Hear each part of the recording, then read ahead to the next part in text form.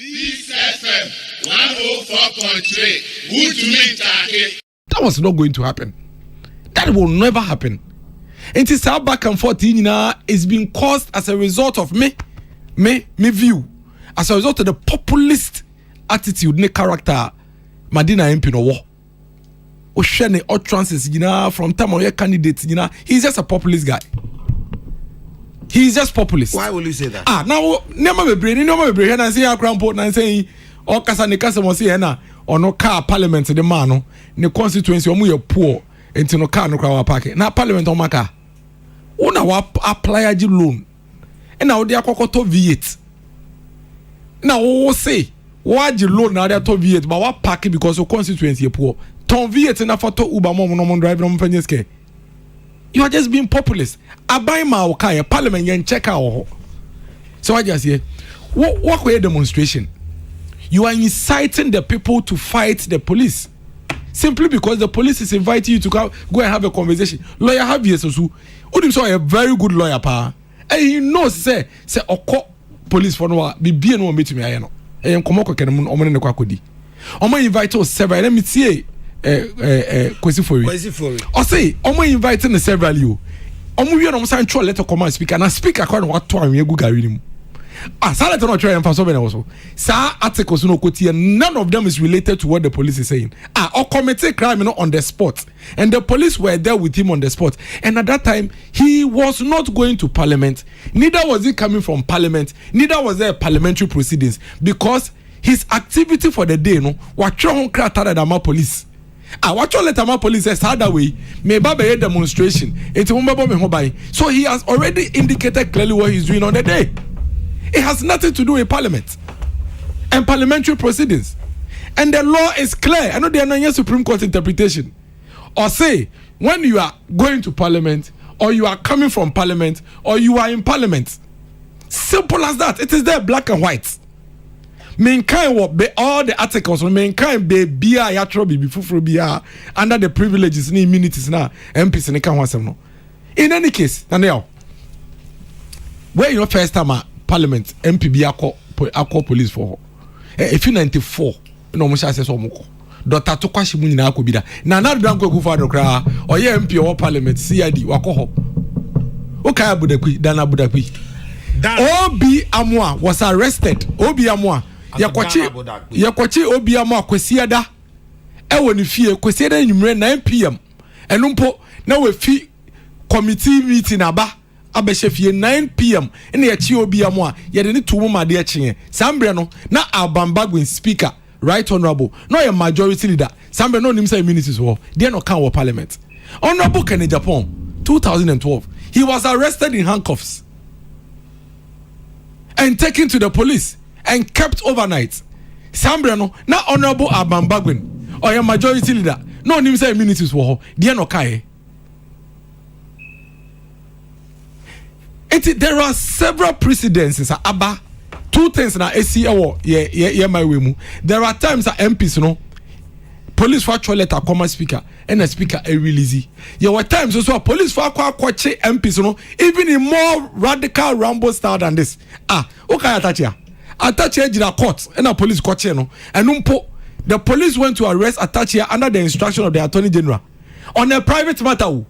On a private matter. In court. No. Not immunities in you. How different is Atachia standing in court from your friend is saying lawyers as you in church? What's the difference? Different room. Church and I were parliament. Court were parliament. Atachia was arrested. Others protested. The same minority that are complaining today, and are standing in arms with the police, they were in the majority. They never said anything in parliament to say Atachia were immunities. Obekaya, Honorable Joyce Bamford, near the Bamford. Adelaide Bamford Addo. You remember she complained, complaining about this arrest by the police. That time, Honorable Amabagu was majority. That what did he say? Because at that point, it was people in the MPP that were being arrested. One can was them.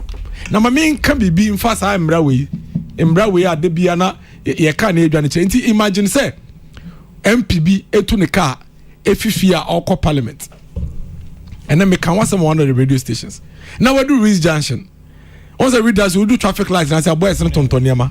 Now, other than the car, Yafa boys, who's in the Kunkumomo. Now, car Yafu pavement. Into police by, you know.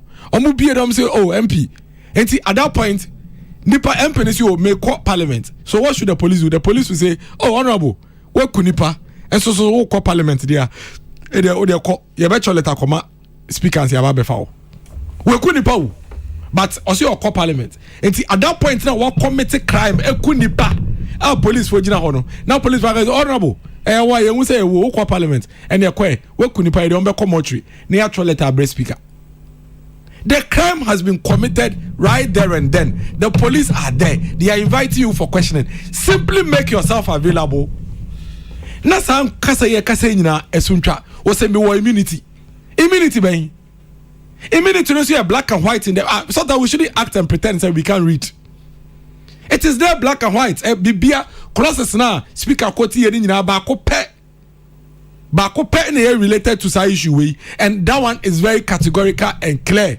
Or say when you are going to parliament or coming from parliament or proceedings at parliament, dem bi naka. And you know, I think say be a lawyer so edi abegina. Any speaker of parliament actually there. They embarrassing the state. She police for in the past few weeks, the month. Ye nyina eji tum so mo bom homoden. Ene ewia we menam krom. Kra motorbikes why Yamaha bi. They are doing well. They are doing well. Why don't we cooperate? Kwachi asofo aso edemu. Ye nyina bonse mu ma no. Che Shatawale ye bonse ma no. Oka se meka Shatawale se mo ha. Che medical ye bonse ma no. Abrente ye kwaya Formula 1. Ewa traffic mu omoche no ye bonse ma o trotro driver ye park your just o car kwan omoche ye bonse ma mo ne kodu MP so amusi enja no. What signal are we sending the citizens? What signal are we sending the citizens? What is Rambo style about an MP that has been invited to come to the police for several times? Now wako sorry na police was say waba ye share was them they invite. What is Rambo about that? How unique is Honorable Sasu from all of us? Honorable Sasu, how different is he from us? Embrakonu so he hiding that they come here tema come akra and say they almost say omo parliament omo summon police for they say police from rap omo committee 19 they expect the police from omo sorry omo committee they will not respect the police. And then some parts of the letter cry me who from Honorable Bagbin Populist and say or say police for in their investigation should be mindful of your friend is saying privileges committee now you inviting police for. What are we talking about? What are we talking? Are they now going to dictate to the police how they should do their work? When I also invite you to the privileges committee, invite the person, but now allow the police to do their work. It's here kase nyine. Anka Madina MP call police for her. Anka Sambre the king anka ye kan wasam. Time now na book na report omuchi ni 2 man tonton we no. In 2012 no. Na immunities in yo. Time omukwache attach ya no. Na immunities in yo. Time omuchi obiamo Sunday 9 PM woni fie. E wo Paraku estate no. E wo dome no. Saturday na obiamo ye MP. Na immunities in yo. Abambagwe was majority leader. Time asamo boate money ade. Ye chi omo ade omukoye no. Now your friend is saying immunity in you. Even Abudakwi, time ya police kwachi Abudakwi, or modern call police station. Now immunity in you. These things have been there, but all these MPs have cooperated in the past, albeit protest.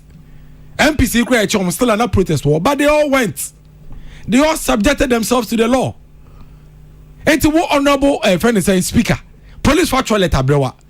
The honorable thing you should do as the head of that institution is not to flex your muscles. Just also cooperate.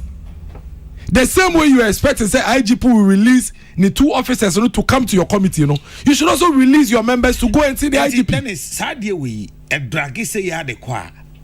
Time speaker and we criticize the way and can so be any so and can drag him be any because after all, what's say number 3.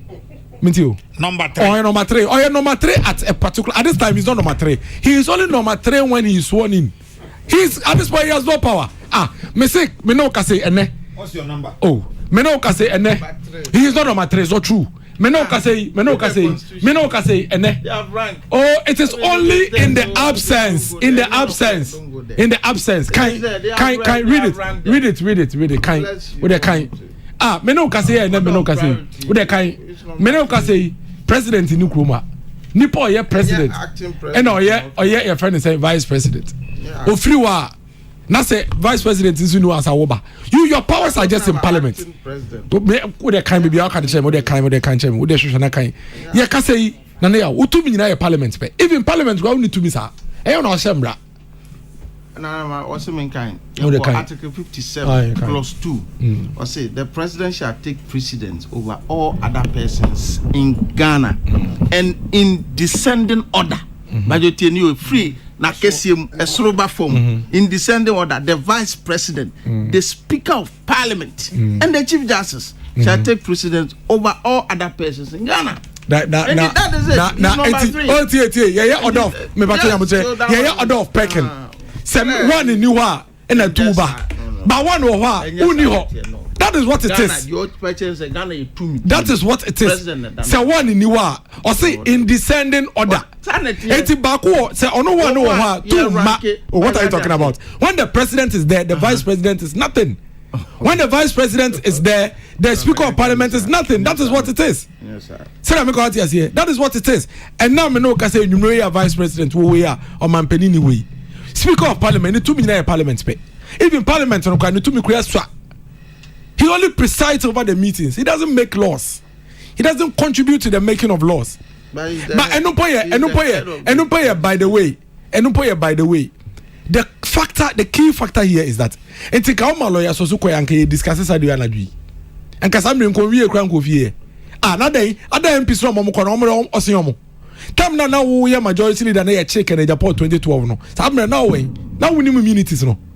Ye che attach our court that come no immunities. Obi am ye che Sunday 9 PM on fie. Para ko este domi. Satana we are majority leader. Satana we need immunities. So what are we talking about? What kind of hypocrisy is this? And then this for them be some creative problems on my way here.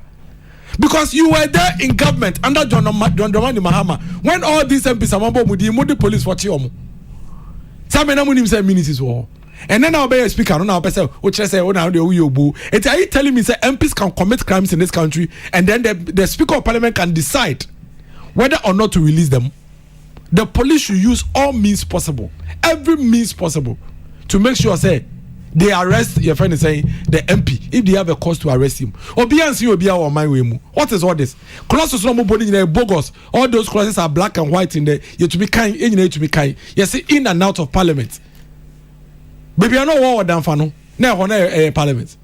What throwing the activity for the day? That day also said and make a demonstration. It is unambiguous. I don't know. He has nothing to do with parliament. He has shown where he's going to be. Why are we doing this to ourselves? And then you have members of parliament who have the guts to move from their homes, go to the church premises and say, police faba, do you know the signal we are sending to the rest of the citizenry? It is a chile now. Uba mikrom latte. That's also Uba Bechime. Now abeje dem rantie sorry say, Omoma on cheme, no ma family akwa. Obi betumi aka bibi. And then the media MP. Na MP no mrabe na chile say MP say police say ye chewa. You remember be so much free police phones him. We should stop this. We shouldn't do this to ourselves. And this is for pesado. Job yamana broso. Time na dampare eche shatawale no mo bon se mama no. Time dampare koche owusu bempa. Dampare koche owusu bempa. Omo bon se ma dampare. Dampare che medical omo bon se ma no. Dampare che ba ku ye ven say. Abrante your Formula 1 mo bon se ma no. Na fe eban say and all MPs who are committing crime in their view. Inviting her and they have a problem with it. MP privileges instead of black and white. Are they doing kind? MP privilege Ben say MP committed crime outside parliament or police intervention. Read that law to me. There is no law in this Ghana, in this country.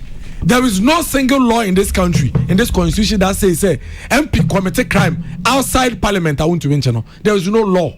Where is that law? The law says, on I'm quite so called parliamentar. It is established clearly what trust had an Akoma police say. So that way, maybe a demonstration at this moment. And his activity for the day is determined. The police have evidence to show say only parliament activity because only more this was war. Into what are you talking about? I didn't hear my omo school kakrano. On person baby, on do my dream did ye yakanoso. Nay, ya katim for nice essay any pa. Omquanum yenipa. Enti sosu honorable. Uncle Chifa, we are finally saying, Reese Junction, Ranton on Moton, no mano, of a country for so, non coffee because of privileges. And now be manusi. Uncle Fie, because our privileges. Dennis Miracle Abwaje, Ono Ena, also Ednedia SCL Hui. This FM 104.3, good to meet